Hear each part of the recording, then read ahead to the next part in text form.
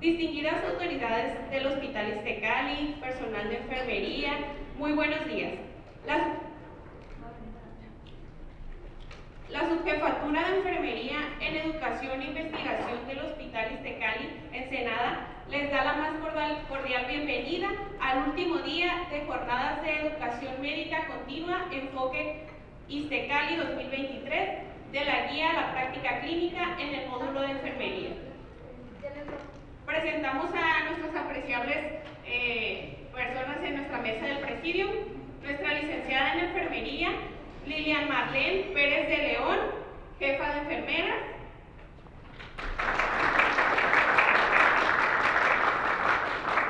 Licenciada en enfermería, María Cristina Medina Pérez, subjefa de enfermeras.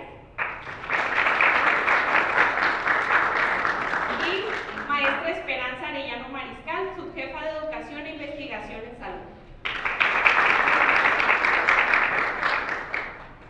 Agradecemos también la presencia del personal de enfermería de las diferentes áreas y servicios de Iztecali que se encuentran presentes de manera virtual. Bienvenidos todos, de manera presentes y de manera virtual. Bienvenidos todos.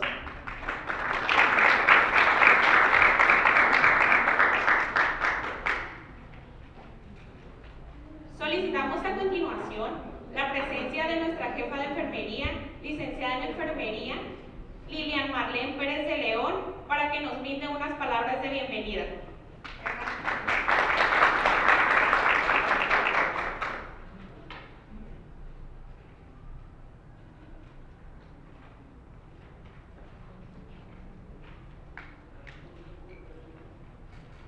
Muy buenos días, sean bienvenidos todos, todas, colegas enfermeras de Ensenada y de quienes nos acompañan de la clínica de San Quintín, sean bienvenidos. También a quienes nos acompañan de manera virtual, muchas gracias por su espacio, por su tiempo, por su dedicación y por compartir con nosotros estas actividades el día de hoy, finalizando las jornadas de educación médica continua, las cuales pues han sido preparadas con muchísimo esfuerzo por nuestras autoridades. Agradecemos también por parte de la Coordinación Estatal de Enfermería el apoyo que hemos recibido para el logro de este programa. Así es que, pues, espero que el día de hoy tengamos éxito en nuestras actividades, y deseo de todo corazón pues sean de su agrado. Muchas gracias.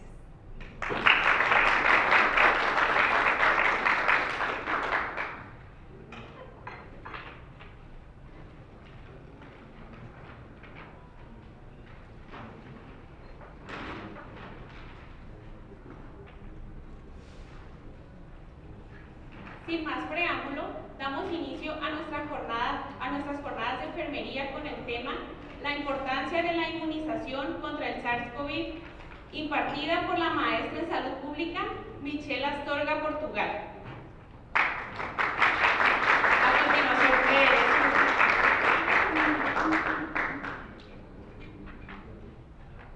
con una experiencia laboral en unidad de hemodiálisis Hospital Belmar, del 2008 al 2018, unidad de vigilancia epidemiológica hospitalaria en IMSS HGIV número 8 del 2015 al 2020, unidad de vigilancia epidemiológica hospitalaria Clínica Hospital Ensenada ISTE 2017 al 2021 y responsable del programa de vacunación universal en Clínica Hospital Ensenada ISTE del 2021 a la fecha.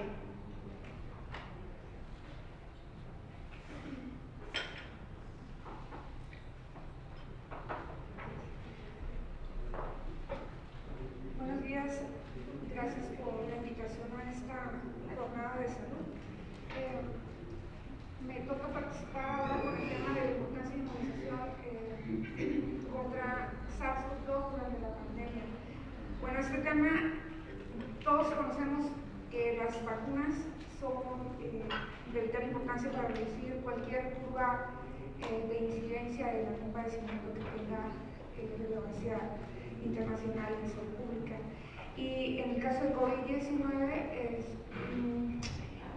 puede ser un tema muy simple, pero que a la vez se puede volver complejo.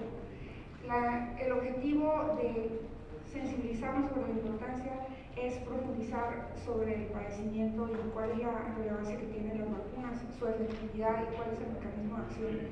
Y al ser personal de salud, estamos con una gran responsabilidad de poder llevar esa información a la población para disminuir o más bien aumentar esas coberturas de vacunación y por lo tanto disminuir la incidencia que puede ocasionar una alta mortalidad.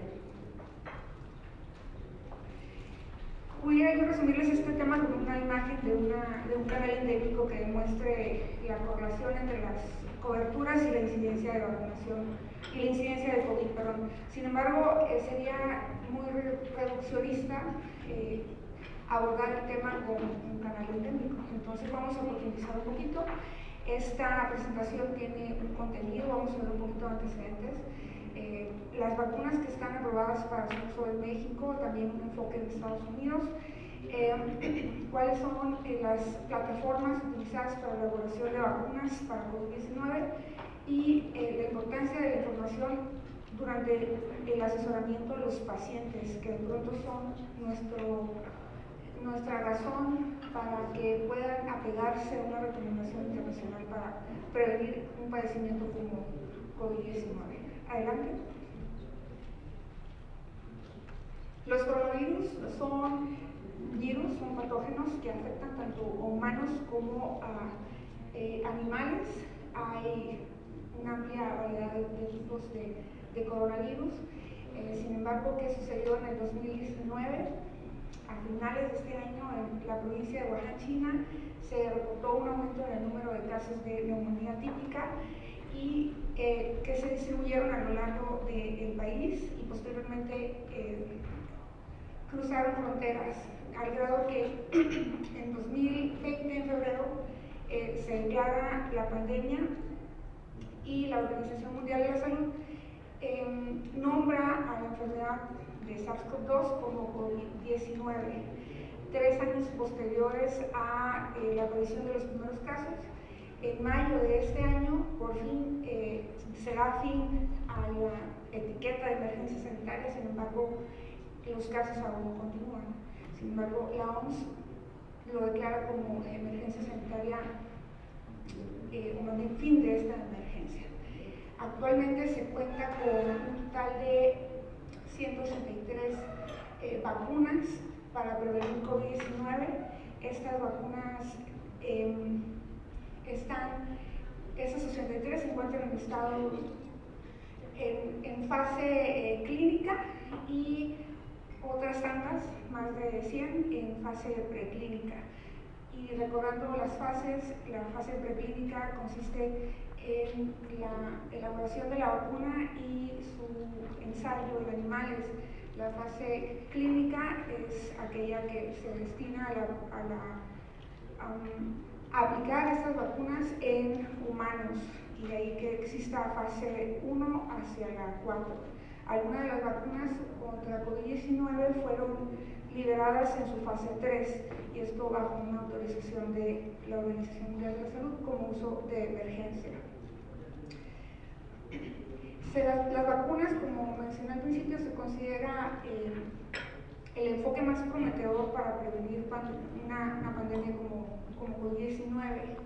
Y bueno, pudiéramos extendernos a hablar sobre la eficacia de las vacunas para prevenir padecimientos de salud pública. Sin embargo, pues el tiempo es corto y nos vamos a centrar solamente en algunas. Siguiente.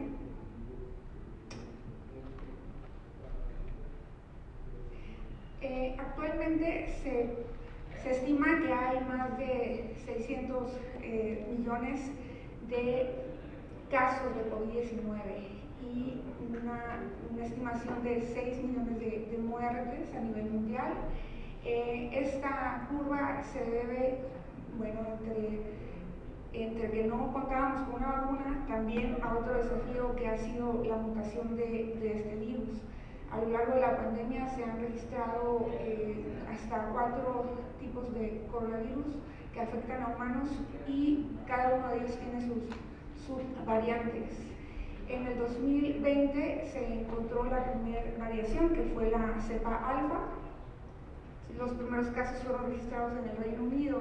Posteriormente, a finales del 2020, se identificó otra variante calificada como beta, y a lo largo de ese año también la variante gamma. Posteriormente, en diciembre también de ese mismo año 2020, a la par que gamma, se identificó en el país de India la variante delta. Esta variante delta tiene importancia en mortalidad, está asociada a altas tasas de mortalidad y casos graves y hospitalización. Posteriormente el virus sigue mutando y nos encontramos en el 2021 con la variante Omicron, que se encuentra asociada a mayor transmisibilidad, no tanto mortalidad como fue Delta. La variante Delta también se encontró con desafíos para lograr una inmunidad mediante las vacunas. Se encontró que las vacunas no eran tan efectivas para esta variante. Siguiente.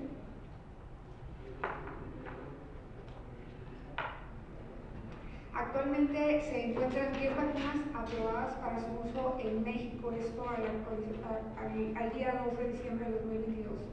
Pero que se encuentren aprobadas no significa que contemos con ellas. Bueno, todos estamos ya familiarizados con las vacunas que se han utilizado para aplicación local. Entonces, algunas de ellas que se enlistan aquí no se observaron en su aplicación. Entonces, cada una de estas 10 vacunas va a tener una efectividad distinta. Hablar sobre efectividad es complejo. Cada marca o cada proveedor que elabora vacunas emite en su ficha técnica la efectividad de las vacunas.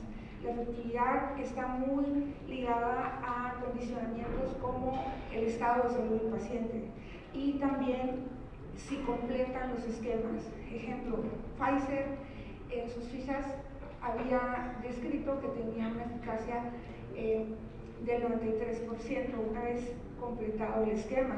Si alguien recuerda, el esquema de Pfizer era primera dosis, segunda dosis, refuerzo y luego otra dosis a los 6 meses. Entonces, ese 93% de eficacia no se alcanza si no se cumple con el esquema completo, al igual que cualquier otra vacuna. Entonces, esto es de observancia para los que nos dedicamos a la inmunización y vacunación en las unidades locales, puesto que cuando un usuario llega a solicitar el servicio de inmunización, es importante decirle que si se trata de la primera dosis, una vez aplicada la vacuna, no es sinónimo de protección hasta que no complete su esquema. Una cosa es ser vacunado y otra cosa es ser inmunizado, son conceptos diferentes. La vacunación implica la aplicación de un biológico, la inmunización implica el completar un esquema, ¿sí? Entonces, esto es importante que lo tengamos en mente si nos dedicamos a la inmunización y aunque no estemos precisamente en un servicio de inmunización, la consejería con los derechohabientes en este caso, ¿no? Siguiente. ¿Cuáles son las coberturas de vacunación de COVID-19 en México? Voy a citar solamente México. Se estima que hay una cobertura de hasta 64% para el esquema completo y de 76% para una sola dosis. La Alianza Mundial por la Vacunación, publicada por la Organización Mundial de la Salud en 2021, recomienda que para la protección poblacional de COVID-19 alcancemos una cobertura de más de 70%. Entonces, hasta esta fecha, pues estamos por debajo de las coberturas. Entonces, eso más el hecho de que ya se disminuyeron las medidas restrictivas, el aislamiento y se aligeraron las medidas como el uso de cubrebocas, puede tenernos en una situación de vulnerabilidad ante otra mutación del virus. ¿Sí? Siguiente. La estructura de la proteína espiga del SARS-CoV-2, este es el principal objetivo antigénico. La proteína espiga de superficie del virus va a unirse a las proteínas, a los receptores de las enzimas de angiotensina 2. Esto va a condicionar en la célula huésped la fusión de membrana y por consiguiente la introducción del virus COVID-19 a un nivel sistémico y la aparición de los síntomas. Entonces, esta sección del virus, la proteína Spike, es el foco de atención para la elaboración de las vacunas de COVID-19, puesto que se elaboran con base a ARN mensajero que replica esta proteína de espiga y genera el objetivo antigénico y por consiguiente la producción de anticuerpos en el organismo. Como les comentaba, existen varias plataformas para la elaboración de vacunas de COVID-19. Ha habido elaboración con base a plataformas tradicionales como es antígenos inactivados o virus vivos atenuados. Sin embargo, COVID-19 ha producido que se generen también las que son elaboradas con ARN mensajero. Actualmente se tiene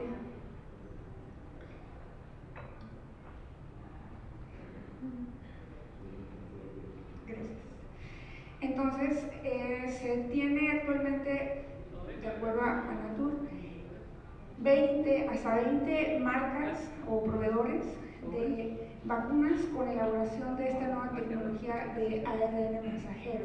Sin embargo, también existen hoy en día laboratorios que producen de otras plataformas como son proteínas recombinantes.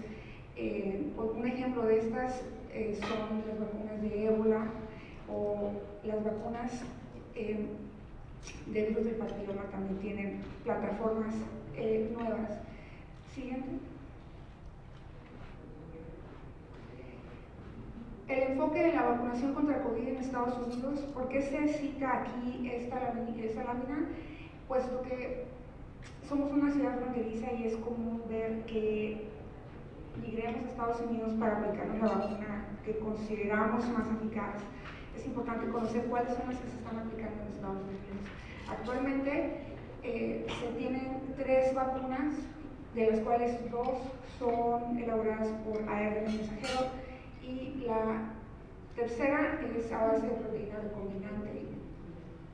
En abril de este año, la CDC lanzó un comunicado que mencionaba que ya no se van a recomendar las vacunas que no son de ARN mensajero de una sola variante.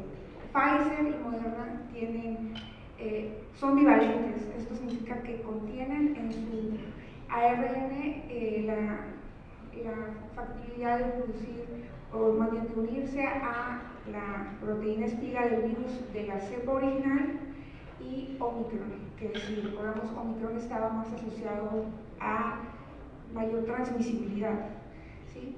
Entonces, a partir de mayo de 2023, todas las dosis de las vacunas contra el vector aeroviral Johnson & Johnson habrán expirado y esta vacuna ya no estará disponible en Estados Unidos. Sí, esto es un comunicado reciente. Siguiente. Aquí es donde damos respuesta al título de esta presentación, la importancia de la efectividad o más bien la importancia de las vacunas o inmunidad en la pandemia de COVID es primeramente conocer qué tan efectivas son las vacunas. En un estudio multicéntrico en Estados Unidos con más de 140 unidades médicas y más de 40,000 hospitalizaciones, arrojaron estas cifras que son importantes para entender cuál es la importancia de la vacunación en la pandemia de COVID.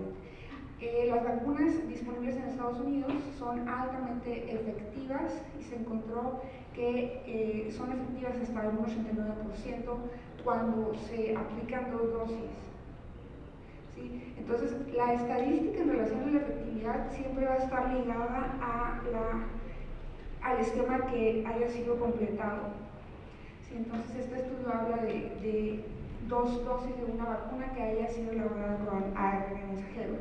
Reducen sustancialmente el riesgo de COVID-19, especialmente en sus presentaciones graves. hasta un 90% y se han asociado con reducciones sustanciales en la hospitalización y muertes asociadas a COVID con un 91%.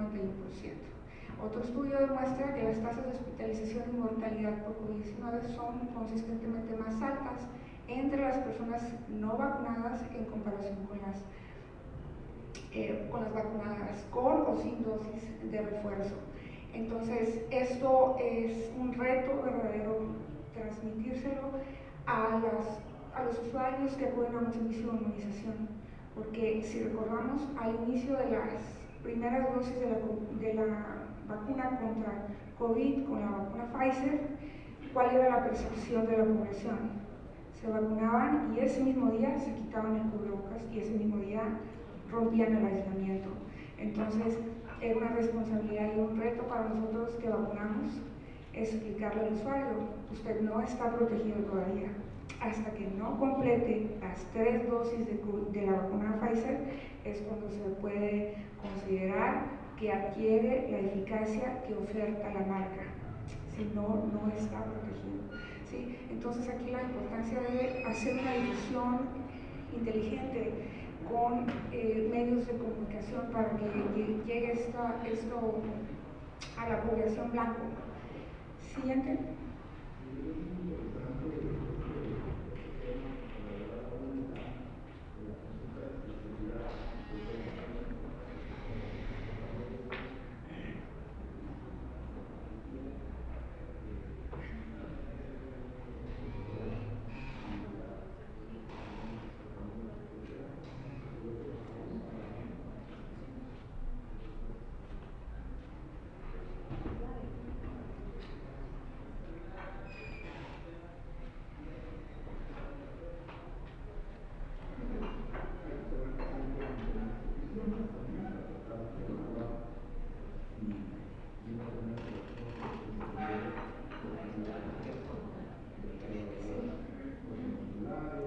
Bueno, ok.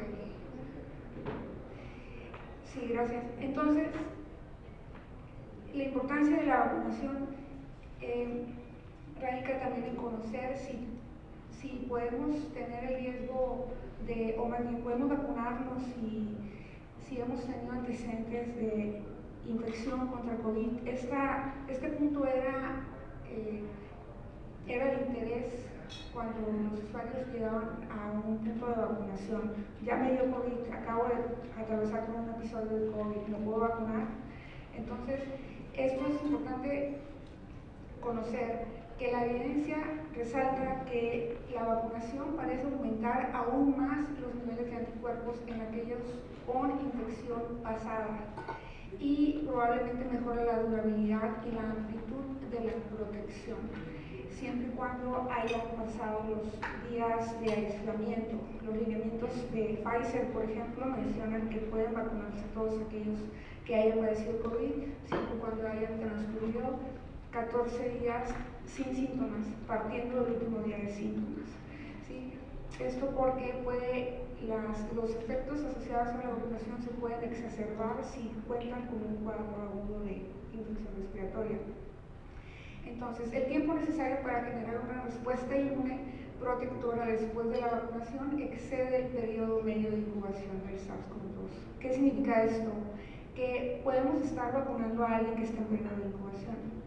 Y si alguien se vacuna con su primera dosis, por ejemplo, no lo exenta de que pueda infectarse en los días posteriores a la aplicación de la vacuna.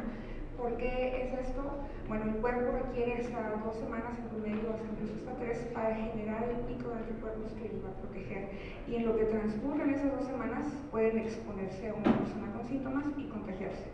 Entonces, por eso es la importancia de informar bien al usuario, de no bajar las medidas de protección una vez que se hayan aplicado la vacuna y completar sus esquemas para que alcancen ese pico de anticuerpos y que puedan alcanzar la efectividad que alguna marca en especial esté ofertando. Siguiente.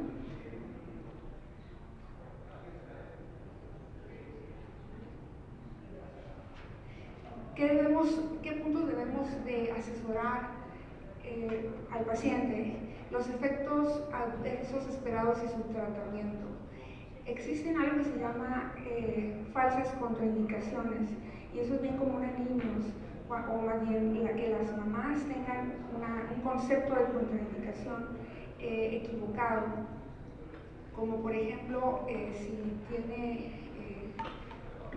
si le aplicaron una vacuna previa y tuvo dolor en el sitio de aplicación y un pico de hipertermia, eso ya es motivo para no aplicarse la segunda vacuna, porque le ocasionó una reacción, cuando en realidad se trataba de un efecto adverso esperado. Entonces, las vacunas de COVID, como cualquier otra vacuna, van a tener reacciones tanto locales como sistémicas, y van desde dolor en el sitio de inyección a agrandamiento de los ganglios linfáticos axilares. Puede haber fiebre, fatiga y dolor de cabeza. Las vacunas como Pfizer se asoció con las tasas ligeramente más bajas de reacciones locales y sistémicas, y podremos confirmar nosotros o aquellos que nos aplicaron Sinovac. ¿Alguien recuerda que hayan aplicado Sinovac? ¿No? Bueno, Sinovac estuvo asociado a mayores tasas de eventos supuestamente asociados a vacunación e inmunización. Es AVIS, ¿no? Es AVIS leves, afortunadamente. Entonces, AVIS, como síncope, se presentaron mayormente en grupos etarios de adolescentes y adultos jóvenes. ¿Sí? Siguiente. ¿Cuáles son las contraindicaciones reales? Una contraindicación descrita es una reacción alérgica grave, por ejemplo, una anafilaxia a una dosis previa de la vacuna contra COVID o a un componente de la vacuna. Y aquí también va a generar impacto si volvemos a decirle al paciente cuando aplicamos una vacuna o antes de aplicársela: ¿usted tuvo alguna reacción alérgica a alguna vacuna previa de COVID? Y algunos decían sí, pero tenían la idea de que una reacción alérgica grave era que le había dado mucha fiebre, y volvemos al punto anterior, era una reacción adversa esperada a la aplicación de la vacuna. Entonces aquí la importancia es explicarle a los pacientes que una reacción alérgica grave es que haya requerido hospitalización, que haya estado en el área de urgencias horas posteriores a la aplicación de la vacuna y haya estado en peligro su vida. Eso es una reacción alérgica grave o un ESAVI grave. También los componentes de la vacuna. En el caso de Pfizer está descrito que está en sus coadyuvantes el compuesto polietilenglicol, este compuesto que muchos conocimos a raíz de la vacuna contra COVID, y nos preguntábamos, ¿somos alérgicos? ¿No somos alérgicos? Pues ¿dónde se encuentran esos medicamentos? ¿Ese compuesto dónde está? Aquí les agrego un ejemplo de un listado de medicamentos laxantes, se llaman laxantes osmóticos, que contienen este compuesto. Y bueno, otro compuesto también encontrado en la vacuna Novavax es el polisorbato. Este compuesto lo utilizan como disolvente de grasas, de ácidos, perdón, y algunas fragancias también utilizaban. Por ahí las preguntas estaban inclinadas a si eran alérgicos a algún maquillaje o algún producto cosmético. Recordarán cuando los vacunaron por COVID, era una pregunta básicamente obligada, y es porque pudieran tener algún compuesto de estos dos. Siguiente. Eficacia menguante. La eficacia menguante se refiere a esa inmunidad disminuida posterior a la aplicación de una vacuna. Les comentaba, una vez que el paciente completa su esquema, se espera una eficacia de 90 o más para presentación grave de la enfermedad, no para el contagio, porque esa también fue otra controversia. Vacunamos a los usuarios, y es importante mencionarles que está protegido contra la enfermedad en su estadio grave, porque puede contagiarse, pero si se contagia, su cuadro clínico no va a ser grave, o más bien hay menor riesgo de que no vaya a ser grave, ¿sí? Entonces, la efectividad menguante se refiere a ese descenso en la curva de anticuerpos que surge posterior a la aplicación de una vacuna habiendo completado su esquema. ¿Qué dice la evidencia al respecto? La protección contra COVID-19 con cualquier vacuna hasta ahorita elaborada disminuye con el tiempo. Estudios de más de 100 millones de adultos demostraron que la efectividad ajustada de la vacuna elaborada con ARN mensajero a los 7 meses después de la serie primaria, o sea, esquema completo, fue del 70% contra la infección, 90% contra hospitalización, 93% contra mortalidad por COVID. Y a los 12 meses esas cifras disminuyeron importantemente. Entonces, de ahí que las estrategias de salud pública en materia de vacunación se encuentren orientadas a una aplicación de un refuerzo cada 4 meses. Ya voy a terminar. Entonces, esto se refiere a la eficacia menguante. No hay una vacuna hasta ahorita que genere una inmunidad anual, como es el caso de la influenza. Siguiente. Infecciones intercurrentes, o sea, reinfecciones. Se encuentra la evidencia que las variantes Delta y Omicron están más asociadas a reinfecciones. Sin embargo, esas reinfecciones se presentan con un menor número de síntomas, una duración más corta, menor probabilidad de síntomas persistentes, el llamado COVID-19 largo, o sea, aquellos síntomas que persisten por más de 28 días, y mayor probabilidad de infección asintomática. Y esto nos va a traer otra consecuencia. Si me reinfecto y tengo todas esas características, significa que puedo contagiar más rápido a los demás, porque como no percibo la enfermedad como el cuadro clínico descrito en la literatura, quiere decir que no me voy a dar cuenta que estoy enfermo. Entonces puedo contagiar a más gente. Siguiente. ¿Qué preocupaciones especiales hay en relación con la producción de vacunas? La CDC continúa documentando en cada actualización de lineamientos que las vacunas contra COVID-19 son extremadamente seguras, textual, extremadamente seguras. Sin embargo, sí se han encontrado eventos ESADs graves como son la miocarditis, el síndrome de Guillain-Barré y la trombosis con trombocitopenia. Estas ESADs graves se han presentado en tasas muy bajas. En el caso de trombosis, una tasa de hasta 6.8 casos por cada 100.000 vacunados. Este dato es importante porque los usuarios se argumentan. Hoy en día la información está en el celular, entonces pueden encontrar fácilmente y estar renuentes a una aplicación de vacuna porque conocen un dato. Sí, entonces hay que explicarle que la tasa es sumamente baja. No negarles la información porque existen los eventos graves. Y hay población que en su momento estuvo muy preocupada por la cuestión de la fertilidad y la asociación con la vacuna COVID. Actualmente no hay evidencia que respalde una asociación de infertilidad. Siguiente.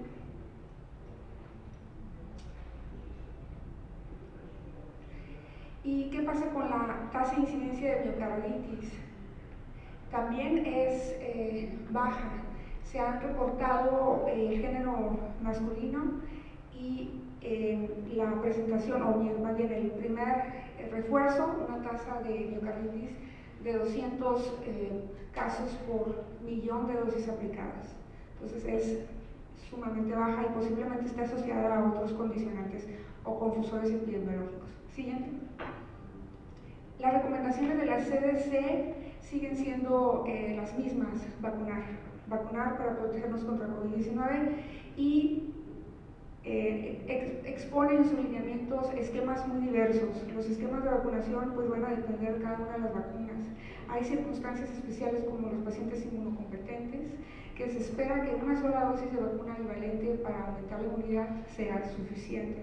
Sin embargo, los casos de que están inmunodeprimidos los pacientes siempre deben de someterse a un criterio clínico y valorar si los beneficios son mayores que los riesgos. Y las vacunas monovalentes de ARN ya no se recomiendan. ¿Sí? Hoy son bivalentes, o sea que contienen contienen ARN mensajero para codificar la proteína espiga del virus de la cepa original y la cepa que estaba asociada con mayor transmisibilidad. ¿Cuál era la cepa? Omicron, ¿no? Entonces, hoy en día Pfizer y Moderna, por ejemplo, tienen en su compuesto, o más bien son bivalentes, contienen la cepa original, o más bien proteína que codifica la proteína de espiga del virus de la cepa original y Omicron, de ahí su protección. Siguiente. Los retos, nunca van a terminarse los retos. Tienen que ver con la producción y suministro global, lo vimos aquí en el país y se difundió a nivel mundial que hay países, sobre todo en África, que las tasas o coberturas de vacunación son por debajo del 20% y tienen que ver con una falta de suministro adecuada. La infodemia es una de las amenazas prevalentes y que cada vez que se aumenta la conectividad, pues se aumenta la infodemia. Y tiene que ver con la amenaza para el manejo de la pandemia en general. El exceso de información, los rumores falsos, las falsas contraindicaciones van a generar que haya un mayor número de personas que se encuentren renuentes a la vacunación. ¿Sí? Y de mi parte es todo. Gracias.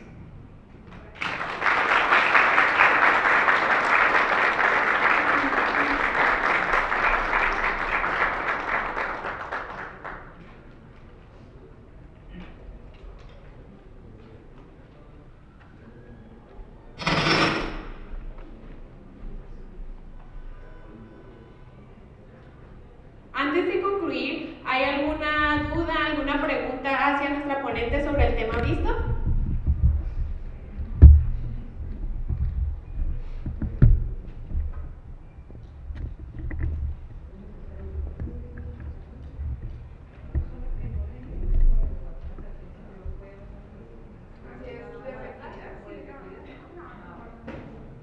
Buenos días. Por ejemplo, para el personal de salud que tenemos normalmente, o bueno, muchos tenemos la inmunización con Pfizer, las 3 dosis. ¿Hay alguna recomendación general de refuerzos que tengamos que estarnos aplicando y que nosotros tengamos que estar buscando como personal de salud? ¿Y con qué frecuencia sería eso?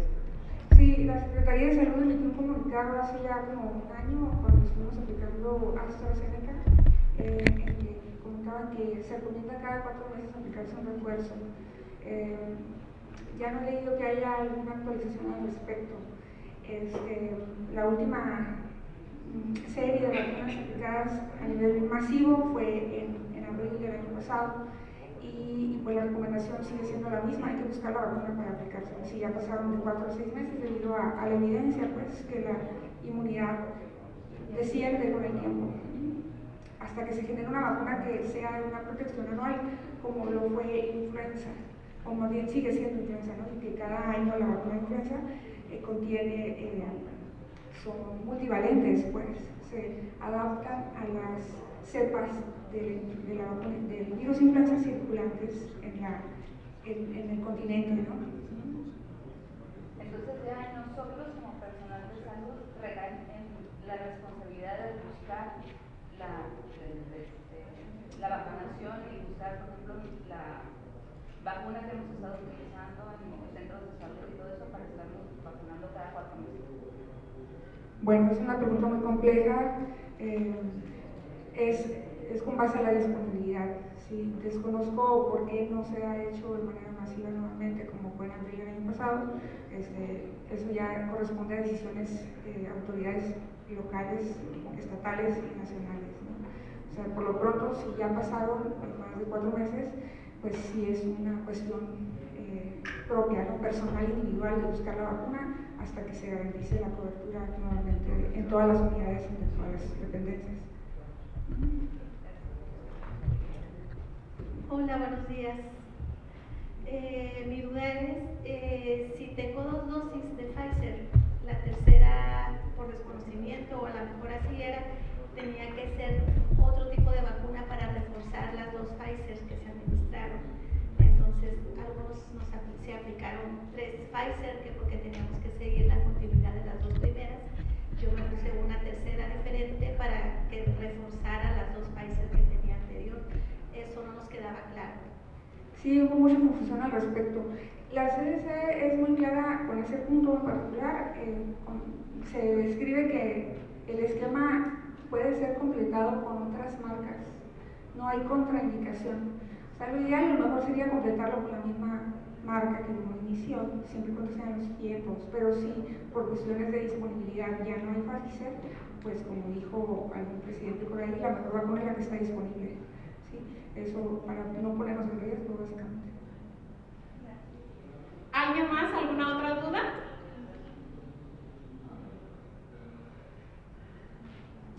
Muchas gracias. A continuación, la maestra Esperanza Arellano Mariscal hará entrega de la constancia a la ponente y un pequeño obsequio.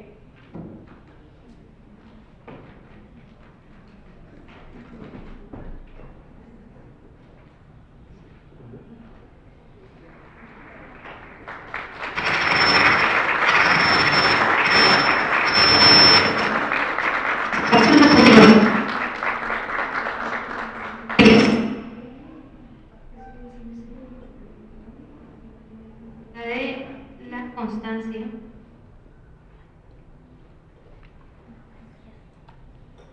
A continuación, con el siguiente tema, ¿qué hago con mi crisis de ansiedad laboral? ¿Huir o batallar? Que será impartido por la psicóloga Diana Elizabeth